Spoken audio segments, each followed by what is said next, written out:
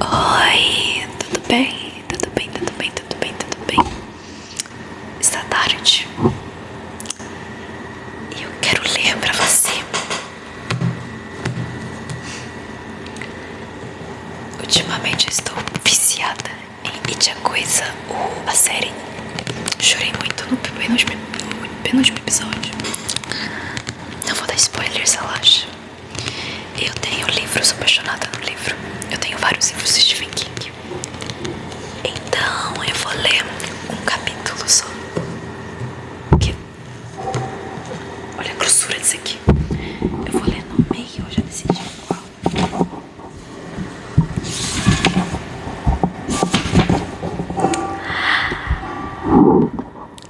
Capítulo 17. Mais um desaparecido. A morte de Patrick Hockstetter. 1983. Eu já vou avisando que provavelmente vai ter coisas bem pesadas, porque sempre que fala do Hockstetter é bem pesado. Eu já li o livro inteiro várias vezes.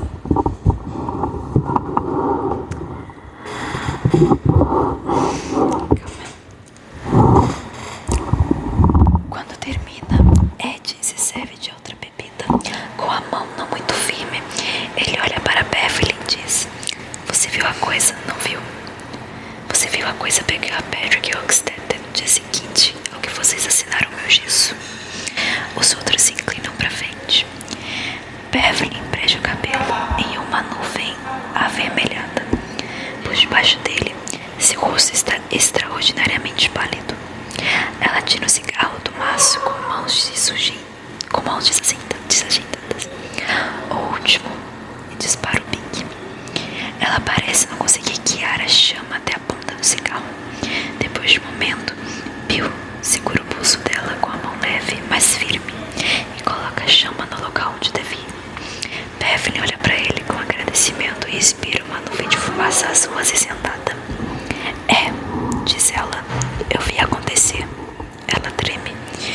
"Ele era louco", diz Bill e pensa. Só o fato de Henry deixar um pirado como Patrick Hockstetter andar com ele conforme o verão passava, isso diz alguma coisa, não diz? Ou que Henry estava perdendo um pouco do velho charme, um pouco da atração, ou que a loucura de Henry tinha progredido tanto ao ponto do garoto Hockstetter parecer legal para ele. As duas coisas estavam o mesmo. Acrescente. O que? Disse degeneração de Henry. É essa a palavra? Sim. Considerando o que aconteceu com ele, onde ele foi parar, eu acho que sim. E tem outra coisa que sustenta essa ideia, pensa Bill, mas só consegue se lembrar da ideia vagamente. Ele, Rich e Beverly estavam nos irmãos Tracker.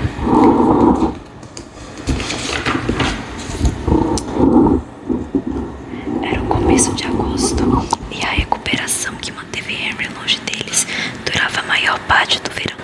Estava quase terminando. E Victor Chris não tinha se aproximado deles. O Victor Chris meio assustado.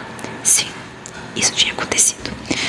As coisas estavam se aproximando rapidamente do fim e Bill, agora que todas as crianças de Derry sentiram, os otários e o grupo de Henry, mais do que todos, isso tudo foi depois.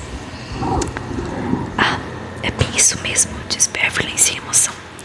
Patrick Hockstetter era louco. Nenhuma das garotas queria sentar na frente dele. Você estava ali sentada, fazendo um trabalho de aritmética ou escrevendo uma história ou redação, e de repente sentia a mão dele, quase tão leve quanto uma pena, mais quente, suada, carnuda. Ela engole em seco e há um pequeno clique em sua garganta. Os outros a observam solenemente ao redor da mesa. Você sentia na lateral do corpo, talvez no seio. Não que tivéssemos exatamente seios naquela época, mas Patrick não parecia se importar com aquilo. Você sentia aquele toque, pulava para longe, se virava e ali estava Patrick sorrindo com aqueles lábios grandes e borrachudos. Ele tinha um estojo cheio de moscas, disse Reed de repente. Claro, ele matava elas com a régua verde e colocava no estojo. Até lembro como era, vermelho como uma capa branca, incinerada que deslizava para me fechar. Ed estava sentindo. Você pulava para longe, ele sorria e às vezes abria o estojo para você ver as moscas mortas dentro, disse Beverly. E pior, a coisa mais horrível era a forma como ele sorria e nunca dizia nada. A senhora Douglas sabia que Powell dedurou ele. E acha que Sally Muller também disse alguma coisa uma vez. Mas acho que a senhora Douglas também tinha medo dele. Bem, está equilibrado nas pernas de trás da cadeira, com as mãos atrás da nuca. Ela ainda não consegue acreditar no quanto ele está magro. Tenho certeza que você está certa, disse ele. O que aconteceu com ele, Beverly? Pergunta Bill. Ela encolhe seco de novo, tentando lutar contra o poder de pesadelo do que ela viu naquele dia no Barrens, com os patins amarrados um no outro e pendurados no ombro, um joelho atento e doendo de uma queda na via St. Crispin, outra das ruas pequenas e arborizadas que acabam onde o terreno despencava e ainda despenca diretamente no Barrens. Ela lembra. Essas lembranças, quando elas vêm, são tão claras e poderosas. Ela lembra que estava usando short jeans curto demais, que passava pouco da barra da calcinha. Ela tinha começado a prestar mais atenção no próprio corpo no último ano, nos últimos 6 meses, na verdade, quando começou a formar curvas e ficar mais feminina. O espelho era um motivo para essa percepção aumentada, é claro, mas não o principal. O principal era que o pai parecia mais rígido ultimamente, com mais tendência a usar a mão ou mesmo o punho. Ele parecia inquieto, quase enjaulado, ela cada vez mais nervosa quando estava perto dele, mais e mais atenta. Era como se houvesse um cheiro entre eles, um cheiro que não existia quando ela ficava no apartamento sozinha, um cheiro que naquele verão... Desculpa. Um cheiro que não deixa lá dentro juntos, ao menos não antes daquele verão. E quando a mãe saía, ficava pior. Se havia um cheiro, algum cheiro, então talvez ele soubesse, porque Bev via cada vez menos o pai conforme o clima ficava mais quente. Em parte por causa da liga de boliche do verão, em parte porque ele estava ajudando um amigo Joey Tamerly a consertar carros. Mas ela desconfia que era em parte pelo cheiro, o que fluía entre eles sem nenhum dos dois pretender, mas que fluía mesmo assim, os dois tão impotentes para impedir quando parar de suar em julho. A visão dos pássaros, centenas e milhares deles descendo sobre os telhados das casas, em postes telefônicos, em antenas de TV, surge de novo. E era venenosa, disse ela em voz alta. O que? Pergunta Bill. Alguma coisa sobre era venenosa, disse ela lentamente olhando para ele. Mas não era, só parecia era venenosa. Mike, não se preocupe, diz Mike. Você vai lembrar. Conte o que lembra, Bev. Me lembro do short azul, ela contaria a eles. E de como estava ficando desbotado, o quanto ele era apertado com a Daisy e na bunda. Eu tinha metade de um maço de Lux Strike em pulso e um Sting Link Bullseye no outro. Se lembra do Bullseye? Perguntei ela a Rich, mas todas acendem. Bill deu pra mim, disse ela. Eu não queria, mas ele... Ela sorriu pra Bill com um certo cansaço. Não dava pra dizer não pro Big Bill. Era isso. Então eu estava com ele, era por isso que eu saí sozinha naquele dia, pra treinar.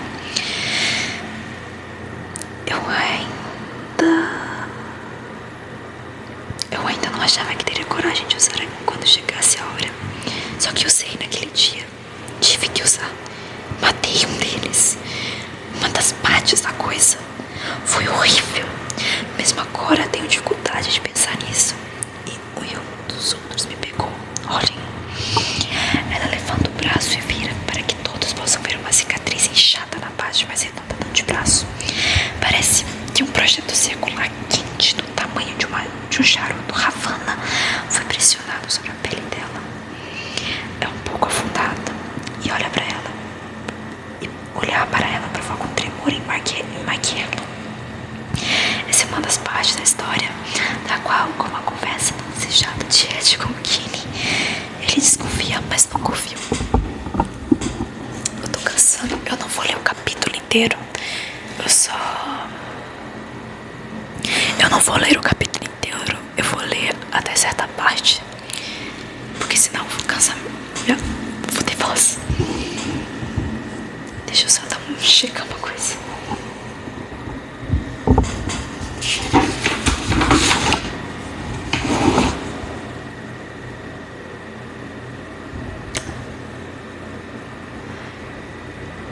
Viu? Eu escolhi o pior capítulo pra ler.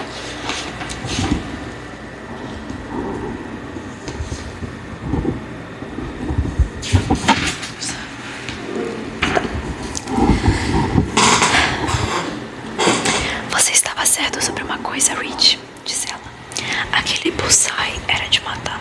Eu tinha medo dele, mas também amava de certa forma. Rich ri e bate nas costas dela. Merda, eu sabia naquela época, garotinha boba. Sabia? Sério? É sério? Ele disse. Era alguma coisa nos seus olhos, Bev. O que quero dizer é que parecia um brinquedo, mas era real. Dava pra abrir buraco nas coisas. E você abrir um buraco em uma coisa com ele naquele dia, reflete bem, ela sente.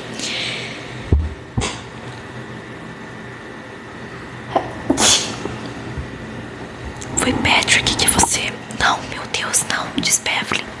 Foi o outro, diz Penny. Ela apaga o cigarro, toma um gole da bebida e recupera o controle. Por fim, está controlada. Bem, não, mas ela tem a sensação de que é mais próximo, que vai conseguir hoje.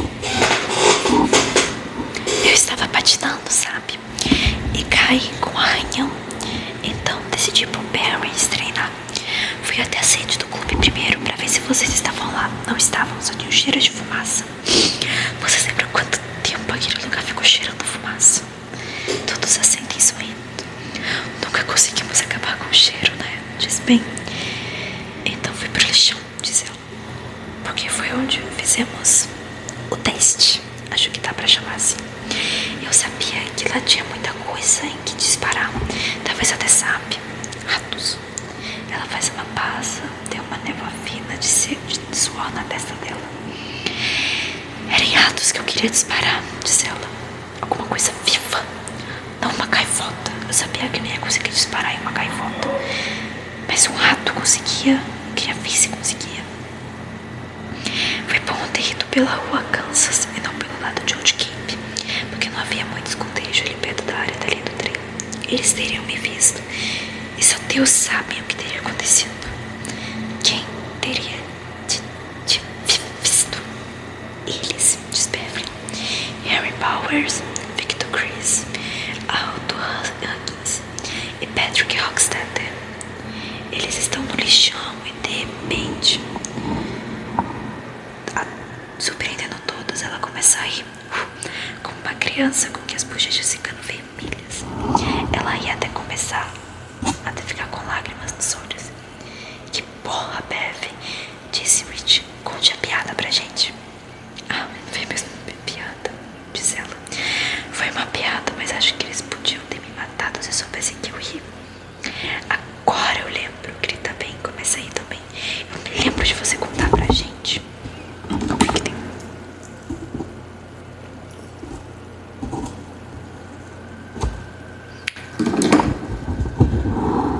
Rindo muito, Beverly diz. Eles estavam de calça baixada, peidando.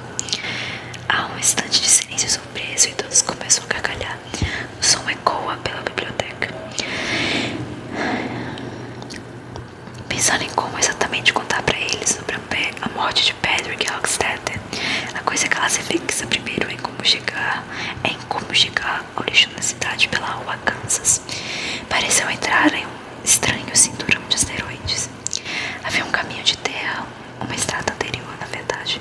Tinha até um nome, Rua Old Lane, que seguia da rua Kansas até o lixão. A única estrada de verdade que entrava no Barry's.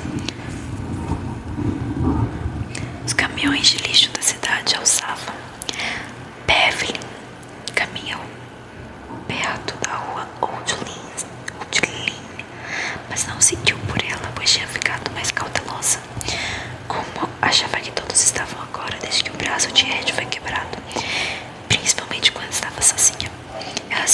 vegetação pesada, desviou de uma área de era venenosa com folhas oleosas avermelhadas, sentindo o cheiro enfumaçado e podre do lixão, ouvindo as gaivotas. À esquerda, por peixes ocasionais na folhagem, ela conseguia ver a rua Woodline. Os outros estão olhando para ela, esperando. Ela verifica o maço de cigarros e vê que está vazio. Sem falar nada, Reed já conduziu-os para ela. Ela acende, olha ao redor e diz: de cara ao lixão não alcança ser um pouco como tem isso. Entrar em um estranho cinturão de esteroides. O cinturão lixoide. A princípio não havia nada além da vegetação crescendo a partir do chão esponjoso abaixo. E logo você via seu primeiro lixoide. Uma lata enferrujada que já foi recipiente de molho de macarrão Prince. Talvez uma garrafa de refrigerante S.O.K. cheio de bichos atraídos pelos restos doces e grudentos de baunilhas huérfãs. Depois, havia um piscar intenso de um som e um resto de papel alumínio preso em uma árvore. Você talvez visse uma mola de colchão, outra vez tropeçasse nela, se não tomasse cuidado por onde andava. Um osso que algum cachorro tinha carregado, mastigado e largado. O lixão em si não era ruim, tão ruim. Era na verdade meio que interessante, pensou Beverly. O que era ruim e meio assustador era a forma que ele tinha de se espalhar, de criar esse cinturão de lixoide.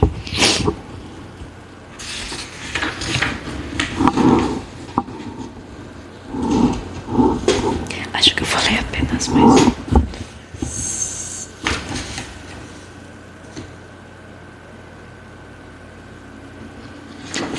umas 4 páginas. Até porque depois havia algo muito pesado que eu não vou poder ler. É Stephen King. Cracudo do caralho. Nossa, eu tô me lembrando, calma. Ela estava chegando mais perto agora. As árvores eram maiores, quase todas abertos, e os arbustos estavam diminuindo. As gaivotas gritavam e chiavam com vozes agudas e rabugentas, e o ar estava tomado do cheiro de queimado. Agora, à direita de Beverly, apoiada na base de uma árvore, havia uma geladeira amana e enferrujada. Beverly olhou para ela, pensando vagamente no policial estadual que visitou a turma quando ele estava no 3º ano. Ele contou que coisas como geladeira jogar fora eram perigosas. Uma criança podia entrar lá brincando de esconde, por exemplo, e sufocar até a morte lá dentro. Embora, porque alguém ia querer entrar em uma coisa velha assim. Ela ouviu um grito tão perto que a fez pular, seguida de gargalhadas. Beverly sorriu. Então eles estavam ali. Tinha saído da sede do clube por causa do fedor de fumaça e ido pra lá. Talvez estivessem querendo caça com pretas, ou talvez só catando coisas. Ela começou a andar um pouco mais rápido. O arranhão feio que tinha feito foi rapidamente esquecido na ansiedade de vê-lo. Com o cabelo ruivo, tão parecido com o dela, pra ver se ele iria sorrir pra ela daquele jeito estranhamente fofo de um lado. De um lado só, que era típico dele. Ela sabia que era nova demais pra amar um garoto, jovem demais pra sentir qualquer coisinha que não fosse umas quentinhas. Mas amava Bill mesmo assim. E andou um pouco mais rápido, com o patins balançando no ombro, o elástico bullseye batendo delicadamente na nádega esquerda. Ela quase entrou no meio deles, mas conseguiu perceber que não eram seus amigos, mas sim a gangue de Powers. Ela saiu no meio dos arbustos e o lado íngreme do lixão ficava a cerca de 70 metros à frente. Uma lavante cintilante de lixo no ângulo de cascalheira. A escavadeira de mente vazio, estava à esquerda, bem mais perto. À frente dela havia uma área de carros velhos. No final de cada mês eles eram esmagados e levados para Portland, para o ferro velho. Mas agora havia mais de 12 apoiados em rodas sem pneus. Alguns de lado, 1 ou 2 apoiados no teto como cachorros mortos.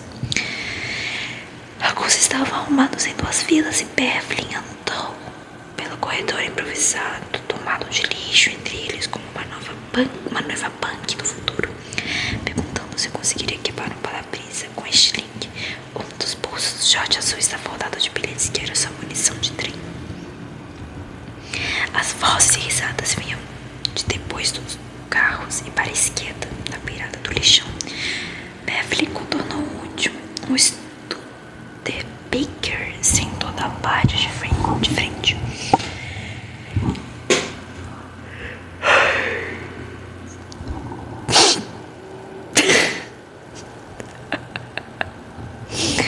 Seu oi morreu nos lábios.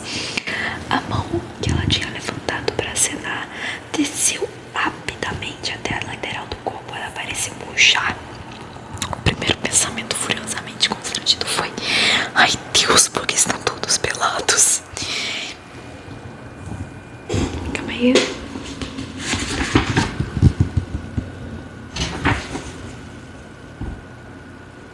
Essa é a última página, porque minha garganta já tá ruim já.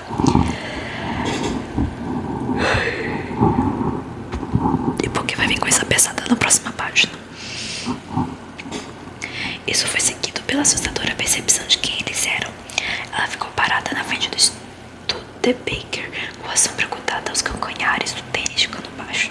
Naquele momento ela ficou completamente visível para eles. Se algum dos quatro tivesse olhado para o seco onde eles estavam agachados, não teria como não vê-la. Uma garota de altura mediana, patins sobre os ombros, o joelho de uma perna comprida, cheia de energia ainda, com sangue escorrendo, a boca aberta de surpresa e bochechas vermelhas. Antes de correr para trás do Studebaker, ela viu que eles não estavam completamente nus. Afinal, todos estavam de camisas e as calças e cuecas estavam só abaixadas até os sapatos, como se eles tivessem que fazer o número 2. Em seu estado de choque, a mente de Beverly magicamente se reverteu ao eufemismo que ensinaram a ela quando pequena.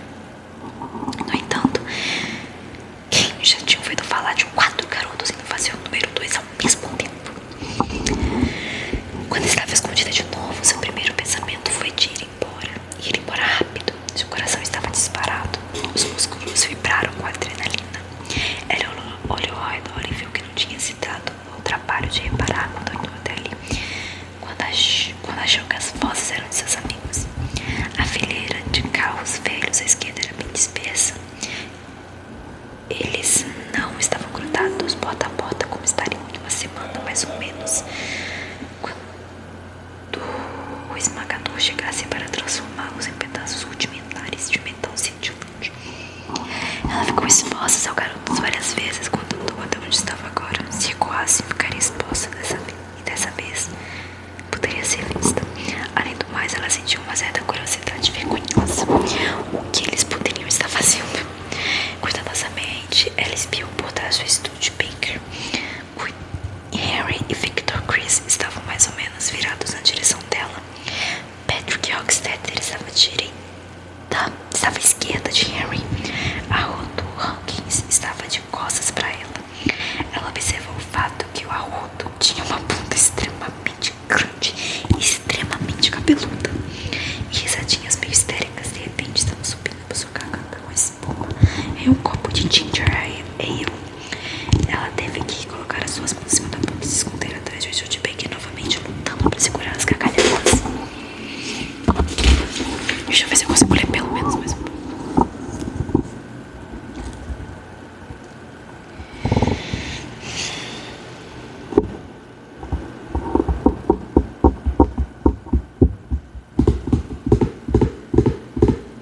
Eu tô com medo, mas eu vou ler. Você tem que sair daqui, Beverly, se eles pegarem você.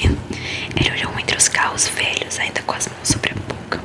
O corredor devia ter uns 3 metros de largura e estava tomado de latas, cintilando com pedacinhos de vidro Daft Glass, com pecinhas de quebra-cabeça e cheio de mato rasteiro. Se ela fizesse qualquer ruído, eles talvez a ouvissem, particularmente se a concentração deles na coisa estranha que estavam fazendo se perdesse. Quando ela pensou quando andou até aqui casualmente, seu sangue gelou. Além do mais, que diabos eles podiam estar fazendo?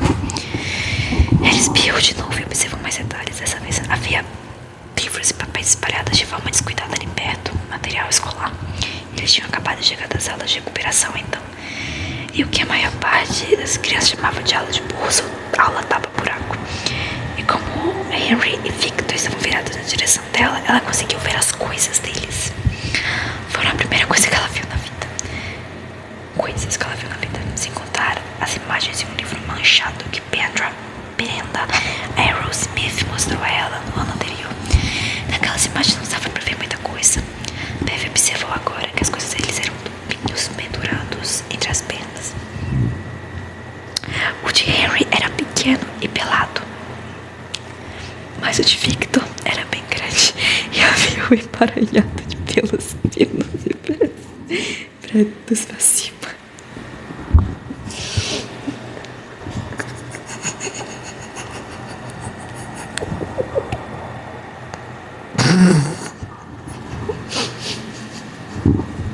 Piu, tem uma assim, pensou ela.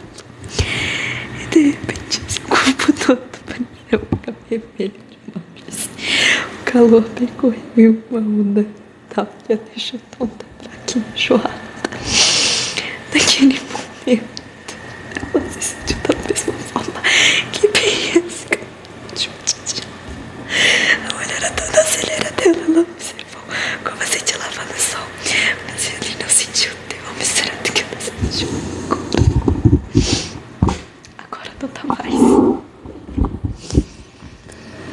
Eu tinha esquecido como esse livro era bom, mas fudeu.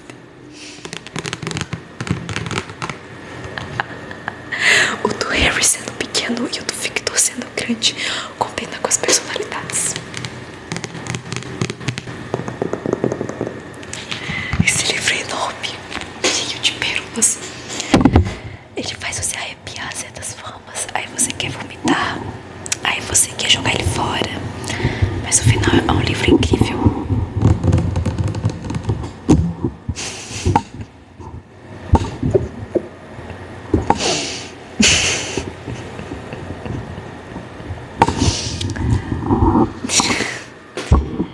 Foi isso. It, a coisa.